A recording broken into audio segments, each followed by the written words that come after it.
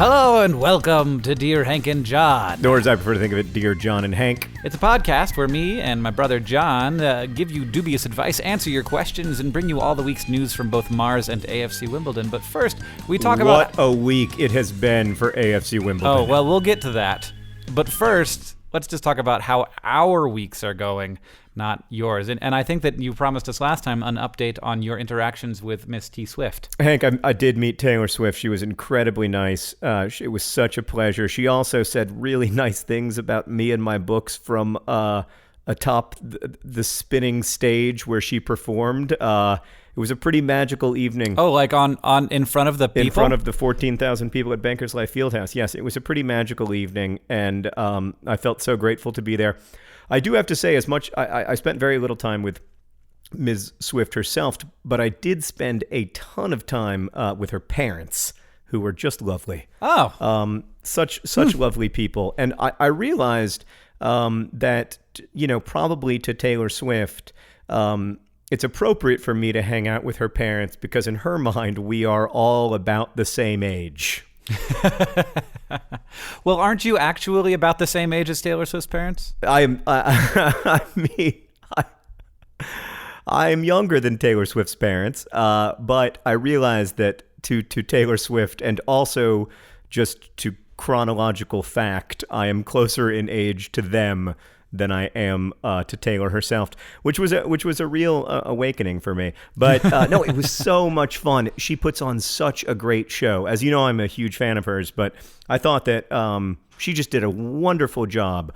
It was just an amazing night. It was really wonderful. Vance Joy, who's on the Paper Town soundtrack, opened up for her, and he was great as well. And so it was a great week for me. And then on Monday, I had this horrific oral surgery. So if my voice sounds a little weird, it's because there's all of this like cotton and stitches in my mouth and stuff. So that was a bit of a bummer. But other than that, things are great. How are you? I'm good. We had our company retreat this weekend, so I was very, very tired after that, and I maybe drank a little much. And but it was great to hang out with all the people who help us produce SciShow and Crash Course and VidCon and send stuff out for DFTBA Records. And some of the people came out from Indianapolis, and they were great. And we just had a great time. So that feels good to be part of a good team. And then in addition to that, I did 21 interviews for a press junket for SciShow and our work with Emerson, an engineering company that supports SciShow's content, and that started at 5:00 in the morning and was really hard. And it's the second one I've done, and I know you've done 1,000 of them, but boy, is that exhausting. Yeah, I find that I cannot blame anyone for anything they say in a press junket interview. Robert De Niro got a bunch of flack last week for walking out of an interview after saying that the interviewer was condescending. And I was really moved by the fact that the interviewer was empathetic toward Robert De Niro and was like, I don't think that I was being condescending, but to be fair, those things are horrible. And I don't really blame anyone for anything that they say in them. And that's kind of how I feel now when I see that, somebody said something problematic or off color or whatever in an interview that's in a press junket. I'm just, I go to see if they apologized, because if they apologize, I don't even feel like you have a brain when you're doing those things. It's just absolutely, I feel like my soul is leaving my body. Mm-hmm. Yep. But we are complaining about the first worldiest of first world problems. Can I read a poem to you? Read me a poem, John. Hank, today's poem comes to you from George Bilger. You liked the funny poem last week so much that I thought I would read you this one. You've heard it before, but boy, do I like it. It's called The Return of Odysseus. You're familiar with the Odyssey, right, Hank? Yeah, I've heard of it. Did they make it into a movie? Was it a movie? The too long didn't read version of the Odyssey is that after a number of years at war, Odysseus goes home, but it takes him like 20 years to go home, hence it being an Odyssey. All right, Hank, so here is The Return of Odysseus by George Bilger. When Odysseus finally does get home, he is understandably upset about the suitors who have been mooching off his wife for 20 years, drinking his wine, eating his mutton, etc. In a similar situation today, he would seek legal counsel, but those were different times. With the help of his son Telemachus, he slaughters roughly 110 suitors and quite a number of young ladies, although in view of their behavior, I use the term loosely. Rivers of blood course across the palace floor. I too have come home in a bad mood. Yesterday, for instance, after the department meeting, when I ended up losing my choice parking spot behind the library to the new provost. I slammed the door. I threw down my book bag in this particular way I have perfected over the years that lets my wife understand the contempt I have for my enemies, which is prodigious. And then, with great skill, she built a gin and tonic that would have pleased the very gods. And with epic patience, she listened as I told her of my wrath and of what I intended to do to so-and-so and also to what's-his-name.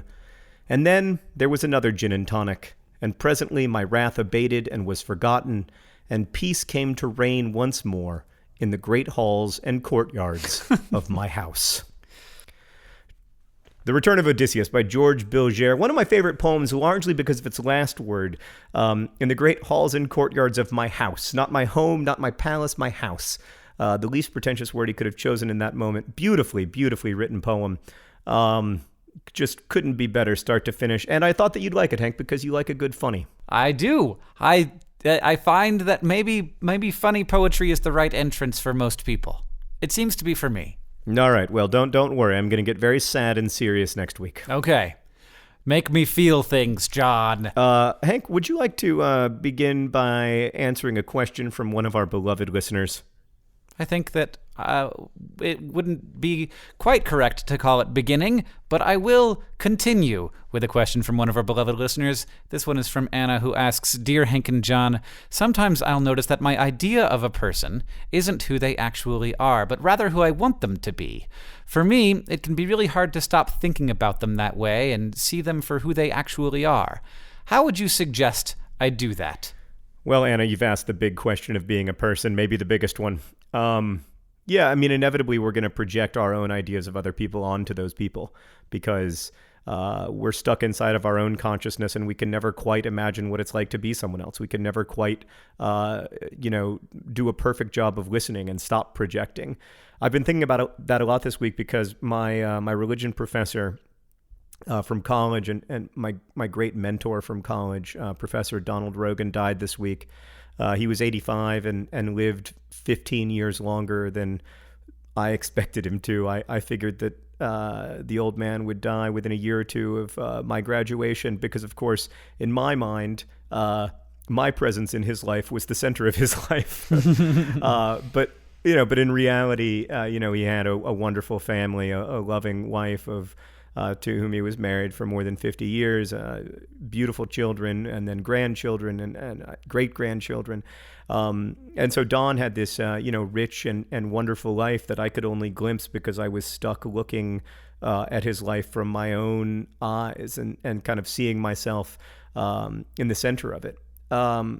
That challenge, I think, of like doing a better job of listening to other people so that we can empathize with them better is like the biggest challenge of adulthood. We've talked about it before on the podcast, but that's something that I still struggle with all the time. Am I doing a good job of listening to this person, or am I projecting my own feelings and ideas onto them? Yeah, and I'll say, Anna, that the number one first step is to realize you're doing it, which I don't think most people even do, and oftentimes I forget that I'm doing it, and so that the real strategy is to just know you're doing it, and you can try to project, you can try to form a more accurate picture of a person, but you can never really form an accurate picture of them. So just know that you aren't, and that's so powerful. And even people who have known each other for very long times, I will still, after 12, 13 years of being with my wife, she will do something that I find totally unexpected and very unlike her. And I will say, "What? Why would you have chosen to do that thing?" And she's like, "What do you mean? This is totally a thing that I would do." And I'm like, I guess I just have to work harder on understanding who you are still. Yeah, I think, in fact, I just did this to you, maybe, Hank, right before we started recording the podcast. We were talking, and I accused you of pontificating from a place of knowledge, when in fact it's possible that you were just being yourself, and I was feeling defensive about my lack of knowledge about something. And in general, like it's just so hard to listen to even the people you're closest to. It's so hard to sort of put yourself out of it, because of course, like everything that you hear is filtered through yourself and through your consciousness. And it's almost impossible to know when you're doing it, but just being aware of how much that's inevitably going to shape your worldview, your own experience, your own, your own sense of self, I think sets you on the right path, hopefully. Yes, it is a tremendous first step, and I am proud of you for making it. All right, Hank, our second question comes from Emily, who's 15, and who writes, Dear John and Hank, do you have any advice for someone who just got their driving learner's permit? I have a piece of advice, Emily. Don't drive too much. Don't drive too much. Just drive a little bit, because you, and I say this with great affection, are a danger on the roads. You are a threat to me and to my family. Okay. Yes, and in addition to that, just know, this is very important, that you are not a good driver. This is fine. Emily, I don't know if Hank and I are doing a good job of emphasizing this to you enough. So let me just underscore one other thing. You don't drive well. But what I mean when I say that you are not a good driver isn't that you might be a good driver, but the number one thing is to never think that you are a good driver, because it's people who think that they are good drivers that are the most dangerous, because they have never they have never been in an accident, because they've been driving for 6 months and they're like, well, I have clearly an amazing track record. I've never got a ticket. I've never been in an accident. I've never made a single mistake. And it's when you are in that space between knowing you're bad and being good that you are the most dangerous person. That's when that's the very dangerous place if you're learning how to fly. That space between knowing that you suck and then actually being good. When you've stopped remembering that you're not very good, but you aren't actually very good, that's when you die. So you're not a very good driver, and that's okay, because you're going to get better. But not just that. But carefully. I never want to think that I'm a good driver. Yeah. I'm always suspicious of people who are like, I'm a very good driver. The only person I've ever driven in a car with who said I'm a good driver and I believed them was a professional race car driver. They are good drivers. He was fundamentally different as a driver from everyone else I've ever driven with. Well, I'll also say that I've driven with professional drivers who are pretty amazing. Taxi cab drivers in London, I've felt, are just amazing drivers. And we also were driven on John's Fault in Our Stars tour by Julie, who was an amazing driver. Amazing. Yeah, she was for years a truck driver. And when you're with an amazing driver like Julie, one of the things that you recognize immediately is that you are not very good at this. Like, it's not until you're with a driver like Julie that you realize that there's a whole world to driving that you just don't understand. You know, there's a whole world to being ready for any emergency that, most of us just haven't reached yet. Yeah. And so I think the number one thing that most of us who are bad drivers, like Hank and Emily and myself, the number one thing that we can do is remember that we are bad and try to drive defensively and carefully. Now, obviously, you don't want to drive in fear, but you should drive defensively and carefully. And you should remember, never drive drunk, never drive when you are in any way impaired, and assume that everyone else on the road is a terrible, distracted driver. Emily, I'm sorry if it sounds like our advice is a little firm on this one, but what it comes down to is that driving is the most dangerous thing that we do, and we should be careful. Driving is not the most dangerous thing that I do, Hank, but you're not a risk taker like I am. All right, we got another question from another Emily. Is that okay? Can we do two Emmys in a row? Yeah, absolutely. Is either of them, you think, my most important ex-girlfriend or not? Well, is your most important ex-girlfriend currently a sophomore in high school and also the smartest kid in school? No and no. All right. Well, Emily is, and if if you go off grade point average in test scores at least. But she has this problem that she has become labeled as and people don't notice her personality or frankly anything other than her test scores. How does she avoid and or deal with being objectified for her intelligence? Thank you. Well, I mean, the first thing that I would say, Emily, maybe this is the same Emily who's a driver, because they're both 15. Maybe. Well, they do seem to be roughly the same age. On the other hand, my understanding is that of that generation of young Americans, about 75% of the women are named Emily. I think there may be a lot of Emilys, yes. So, Emily, the first thing that I would say is that you have to remember that, like, intelligence is separate from test scores and really any other metric, right? Like, to me, test scores reflect not intelligence, but hopefully, if the tests are good, mastery of material. So it's not about potential, it's about achievement, although I don't think that, like, what's easily quantified is often a particularly good measure of achievement or understanding. So assuming that we're talking about achievement and understanding and being able to contextualize your life better in the universe than most people, there's nothing to resent about that. Well, I don't think that I think that what Emily is saying isn't necessarily that she is the smartest. Like, she started out that way by saying she's the smartest kid in school, but what she's saying is she has this problem that maybe she doesn't even think that about herself, but that's what everybody thinks. Like, that's the niche she has taken in school. So everyone thinks, like, they look at Emily and they think that's the smart she's the girl, smartest kid, and they make all of these broad conclusions about Emily based on this idea that she's the smart girl. Right, and so she's being stereotyped, and of course it's not the of the things to be stereotyped for. Being a smart girl is certainly not the worst one. And you actually also probably get a number of advantages because people assume that you are smart, and they're probably not social advantages, but there are, you probably get extra attention from teachers and maybe even the administration and your parents, and probably a lot of support. But breaking out of that and being a little sick of just being this one thing to everybody in their mind, it can be very frustrating. I would imagine. You're right, Hank. I think that anytime the world sees you as just one thing, it's exhausting because you aren't just one thing, and it's very difficult to have to constantly meet someone's expectations for what they think the smart kid is, or what they think any simplistic, less than complexly human definition of personhood is exhausting to have to live inside.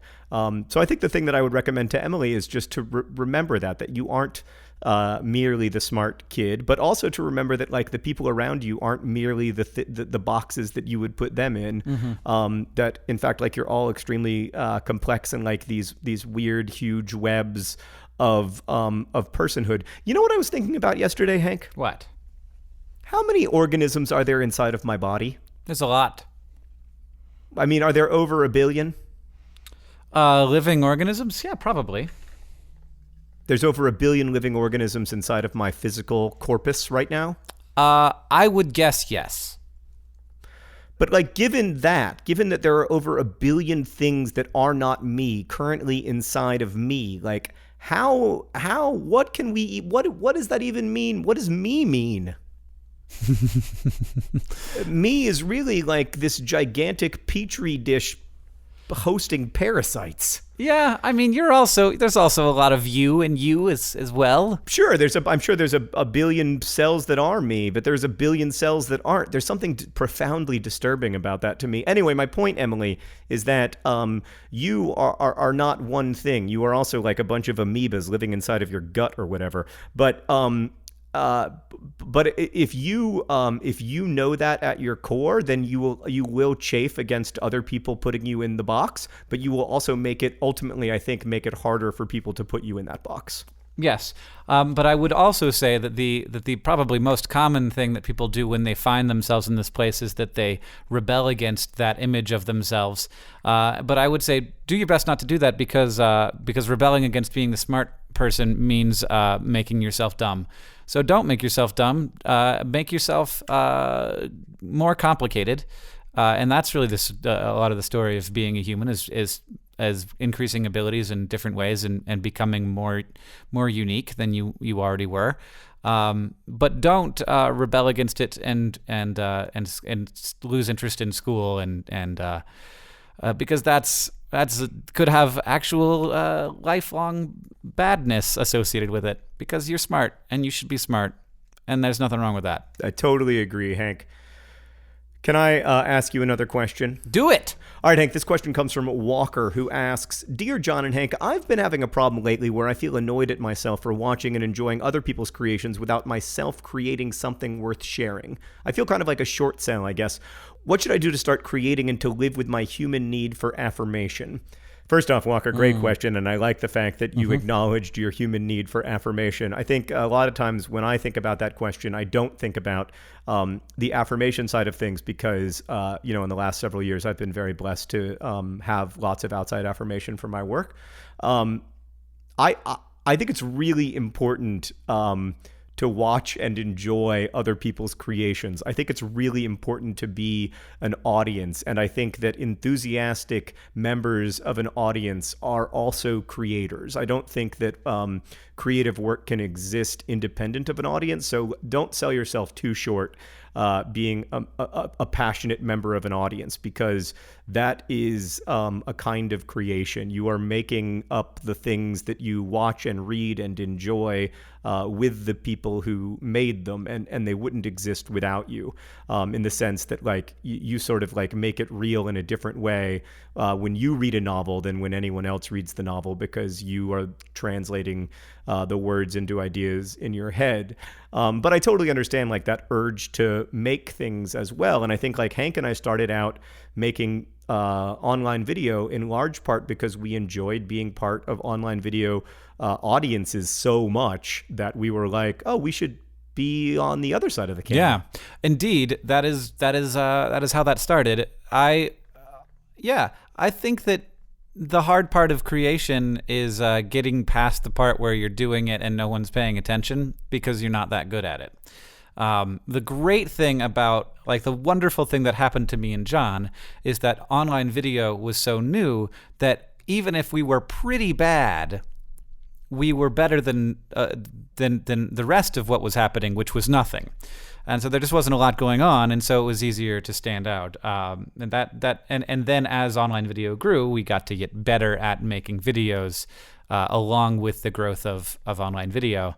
And now we are fairly good at it. But people have been paying attention to us the whole time, which is great. And we got so lucky, and nobody gets that lucky.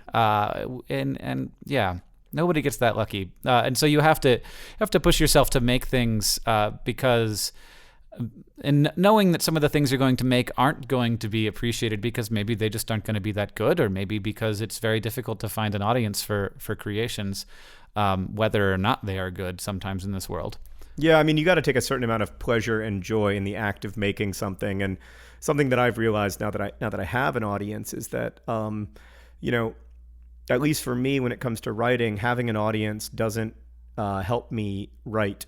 It doesn't help. It ultimately, I think, doesn't motivate me. I have to find pleasure and joy in the act of making the gift, regardless of whether I think that anyone will enjoy or appreciate the gift.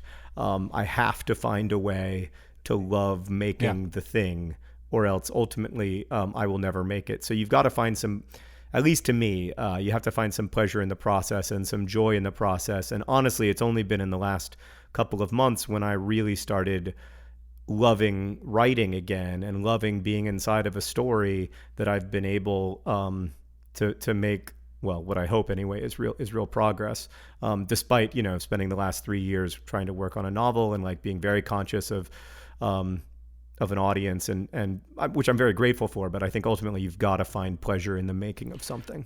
John, I have been thinking a thing, and I haven't run it by anyone yet. So would you mind if I run it by you now? Yeah, sure. No, it's not like anyone's listening. I think that there's only two things. There's how you feel, and there's how effective you are. And those are the two things that we're all trying to craft for ourselves.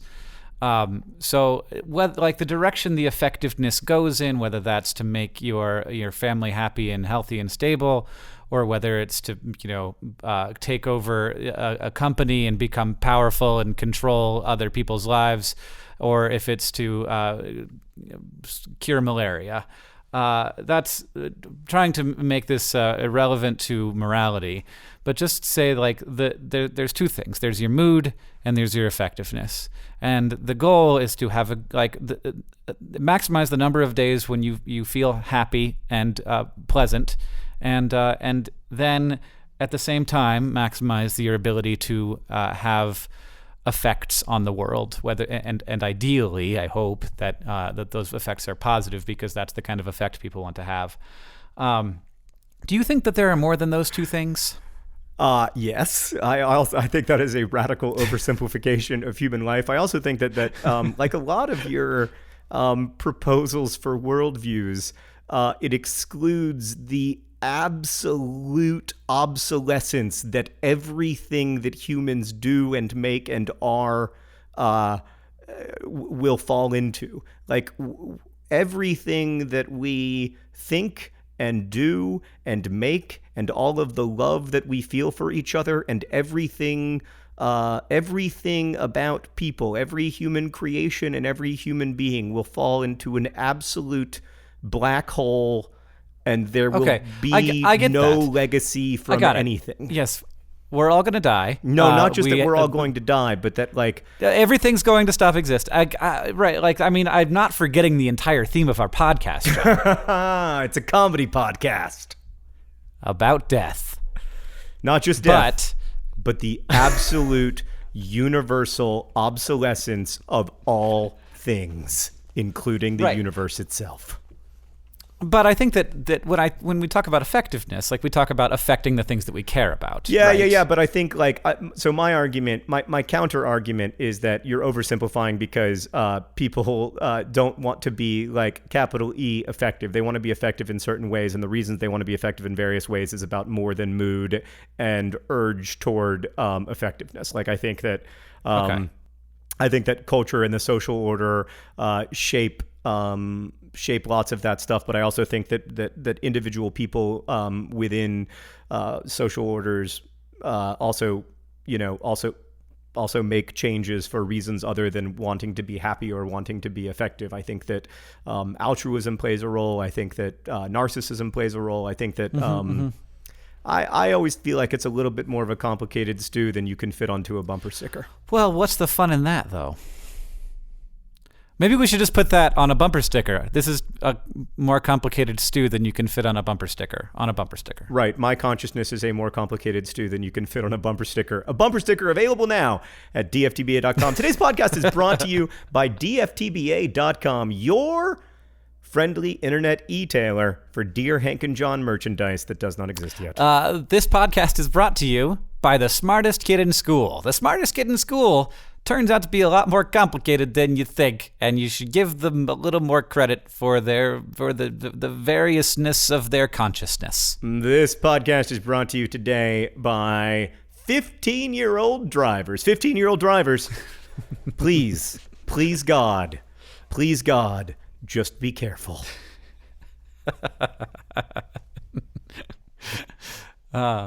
Good. Hank, I think we have time for one more question before we get to the news from Mars and AFC Wimbledon.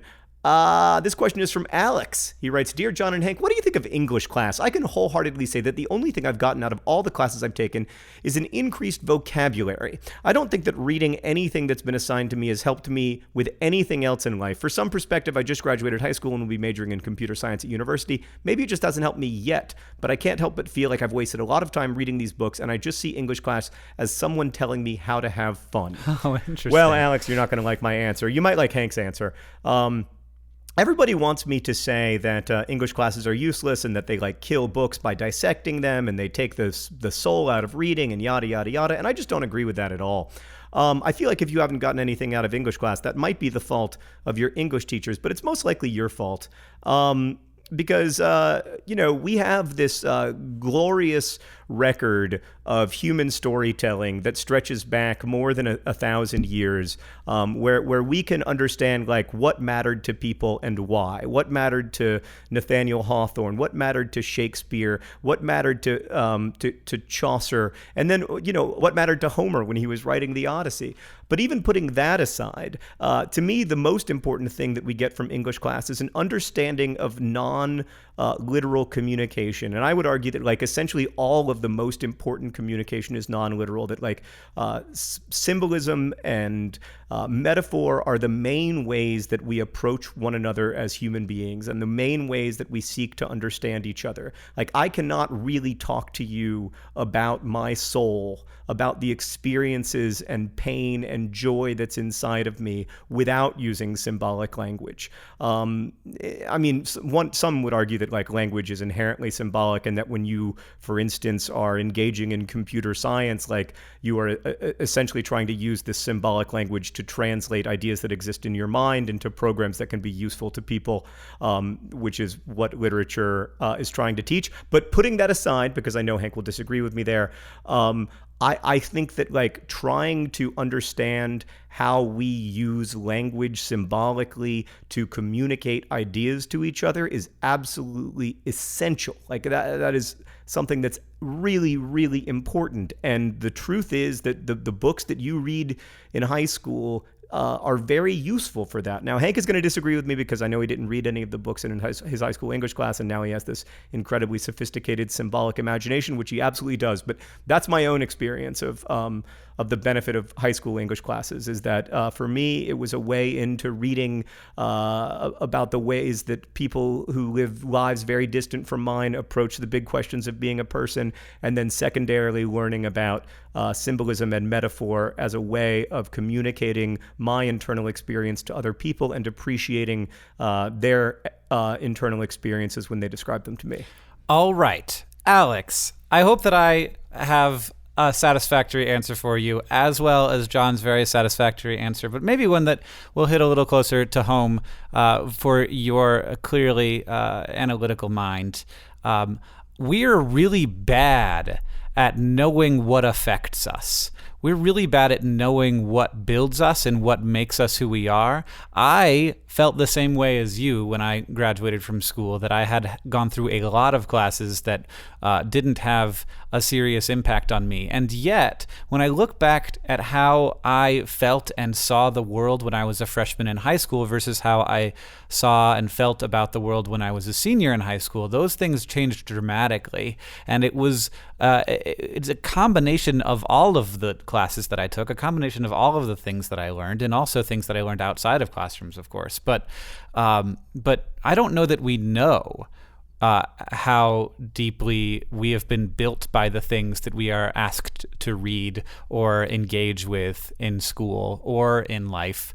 But in my I truly feel that like I am constructed out of the conversations I've had and the stories that I've had and the thoughts that I've had and the things that have been shared with me. And hopefully in your English class, as well as in other things, like you have been constructed into a more full and interesting person.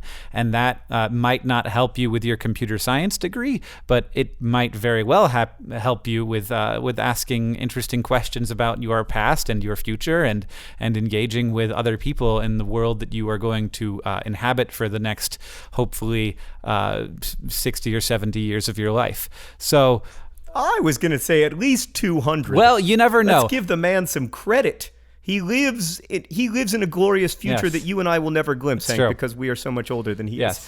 I suspect I'm going to take the over-under on his remaining years at 100. You think so? That's great news for Alex. No, congratulations, Alex, on what will no doubt, now that I have gambled on you, be an incredibly long life. All right. Well, maybe Alex will be the one who codes his consciousness into a computer for the very first time, and then Alex's consciousness will become sort of the overarching morality of the entire world, and will control all of our actions, but in a way that makes us live happy and fulfilled lives. No pressure, Alex. Let's get to the news from Mars and AFC Wimbledon. Hank, what's the news from Mars so that I can get to the amazing news from Wimbledon? Well, John, as you know, on the surface of Mars are boring. Sorry, what?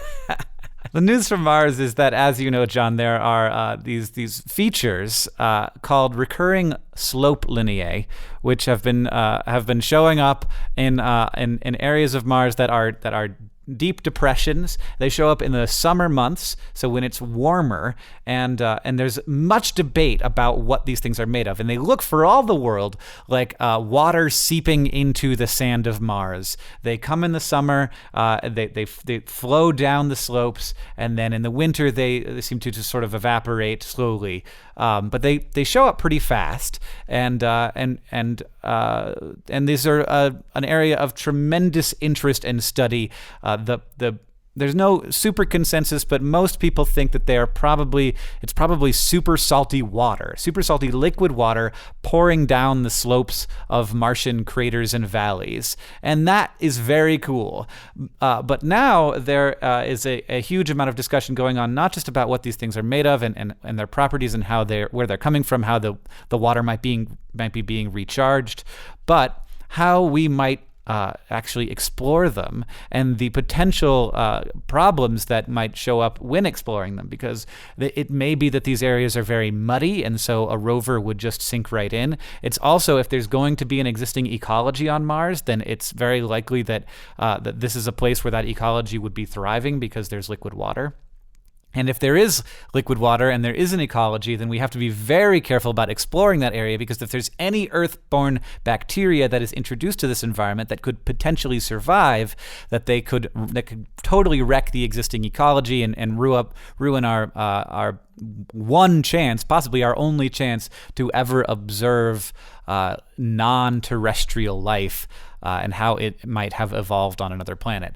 So there is a very heated discussion going on in the Mars community right now, particularly regarding the Mars 2020 rover that will hopefully land on Mars in the 2020s, and whether that rover should investigate these things particularly because they might be an ecological place, or whether these RSLs, as they're called, should be preserved as a kind of like an area of Mars that should not be ventured into until we know more about it, until we have a better ability to explore without the possibility of bacterial contamination. So that's what's going on the news from Mars today, which I just think is fascinating. Well, let me just tell you that the possibility of bacterial contamination is 100%. If I've learned anything today, it's that my body is crawling with trillions of bacteria, that I have more cells that are not me inside of me than I have cells that are me.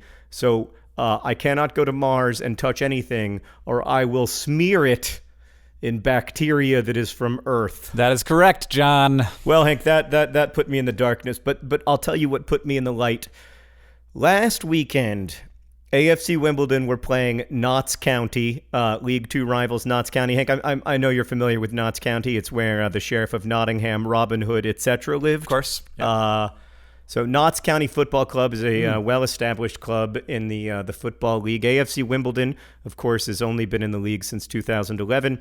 And they were down 1-0 to Notts County in the 85th minute. You could just imagine the darkness, Hank, as we were looking down the table thinking, are we going to be in those relegation spots? Are we going to be leaving the Football League? Are we going to be relegated to the conference so that we're not even a full-time professional team anymore and you won't see us in FIFA 17? Or instead, are we going to go from 1-0 down to 2-1 up? That's what happened, Hank. In the 85th minute, we were down 1-0.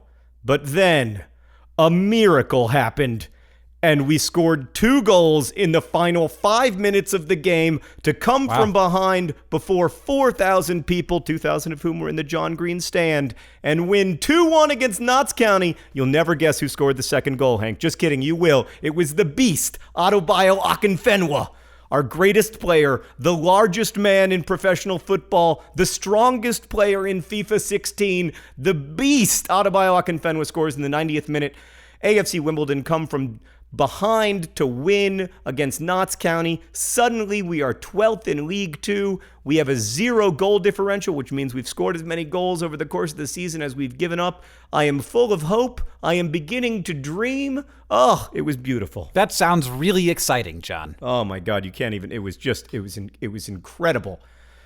2 goals in 5 minutes to secure the victory, and everything is better and different, and hope springs eternal. Hope, that thing with feathers. Oh, the irrepressible, audacious thing at the heart of all human experience. Hope emerged that morning in South London. I would also like to say that that AFC Wimbledon, the club this week welcomed aid workers from around the world who have been working especially on the refugee crisis. That Wimbledon welcomed a bunch of aid workers from around the world to South London and gave them a great experience over the weekend. So that speaks, I think, to the kind of club that it is, owned by its fans. Hank, now 1,500th owned by you, because I just made you a member of the Don's Trust. I just bought you a membership. You can Google AFC Wimbledon Trust if you want to become a member of the trust. But Hank, you can't do that because I already made you one. Oh, well, thank you very much. I'm honored. What did we learn today, John? Well, we learned that it's just incredibly, incredibly important for 15-year-olds to drive carefully and, if at all possible, with an adult at all times. We learned that both Hank and John actually think that English class is important, even if John thinks that it's important in different ways than Hank does. And of course, we learned that the human body is not really a human body at all. Instead, it's a large container of bacteria. It is essentially just a sausage casing in which the sausage is not a person, but is a teeming mass of parasites. I also want to say that last time we talked about how NerdCon Stories, our event in Minneapolis, which is going to be amazing, was going to be on October 10th and 11th. That was a lie. It's going to be on October 9th and 10th. So those are the actual dates of NerdCon Stories. Don't show up on the 10th because it starts on the 9th, just like it says on your ticket, if you got one. If you don't got one, we still got a few left, and you are welcome to purchase them. Hey, do you remember when you tried to comfort me by telling me that there was only like 8 to 10 pounds of bacteria inside of my body at any given moment? I said 3 to 8. 3 to 8. Oh, yeah, sure. There's only 3 to 8. First off, that's an incredibly wide range. How do I get one of the bodies that has 3 pounds of bacteria? I don't want one of the bodies that has 8 pounds. Well, people are very different sizes. I don't know if you've noticed that. That probably means that I'm on the bigger side. So great. I probably have 6 pounds of bacteria inside of me right now. Yeah. 6 pounds of not me inside of me. Now, whenever anyone asks for my weight, I'm going to give my weight minus 6 pounds because that isn't my weight. It's the bacteria inside of me. Oh, man. I hope that I'm right about this 6 pounds of bacteria thing. Whatever. If we're not, we'll correct it in next week's podcast. Our podcast is edited by our good friend Nick Jenkins. The theme music is from Gunnarola. And if you want to email us, you can do so at hankandjohn@gmail.com. We'll try to answer as many of your questions as possible. You can also follow us on the Twitter, Hank Green and John Green, or on Instagram, where Hank is Hank Green and I am John Green Writes Books, the worst Instagram username ever. Sorry. Oh, well, I haven't been using Instagram at all lately, so you can follow me on Snapchat. It's Hank GRE. God, I wish you would get over Snapchat. I love Snapchat so much. Thank you so much for listening, and as we say in our hometown, don't forget to be awesome.